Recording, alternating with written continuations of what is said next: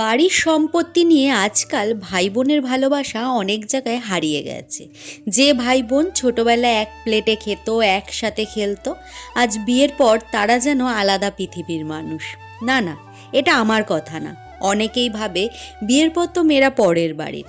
কিন্তু কি বলতো, জমি জায়গা জোর করে দখল করার মতো কিছুজন যদি ভালোবাসা রক্ষায় সেটা দেখাতে পারতো, তাহলে হয়তো আজকের দিনে ভাই বোনের সম্পর্কটা অনেক মধুর হতো।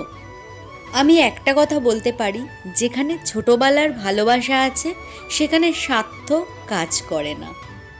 ভাইয়ের কপালে দিলাম ফোঁটা, জমের দুয়ারে পড়ল কাটা, যমুনা দেয় জমকে ফোঁটা, আমি দিই আমার ভাইকে ফোঁটা। পুরাণ মতে সূর্যদেব ও তার স্ত্রী ছায়া দেবীর দুই সন্তান, যমরাজ যিনি মৃত্যুর দেবতা আর যমুনা এক নদীরূপে পূজিত হন। দুই ভাই বোনের মধ্যে অগাধ ভালোবাসা, কিন্তু যমরাজ যখন নরকের দায়িত্বে ব্যস্ত হয়ে পড়লেন, দীর্ঘদিন ধরে বোনের সাথে দেখা হওয়া বন্ধ হয়ে গেল।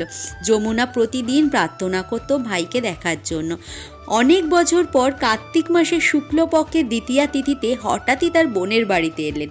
বোন যমুনা তো খুশিতে নিজের হাতে রান্না করে কপালে চন্দনের ফোঁটা দিয়ে প্রার্থনা করলেন ভাইয়ের দীর্ঘায়ু ও মঙ্গল কামনায়। যমরাজ এতটাই আনন্দিত হলো, তিনিও আশীর্বাদ করলেন যেই বোন এইভাবে ভাইকে ফোঁটা দেবে তার কখনো অকাল মৃত্যু হবে না, আর ভাই বোনের বন্ধন চিরকাল অটুট থাকবে।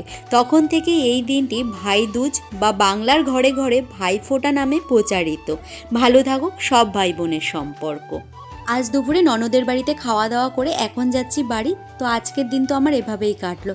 তোমরা সবাই ভালো থেকো, সুস্থ থেকো। তোমাদের সাথে দেখা হবে নেক্সট ভিডিওতে।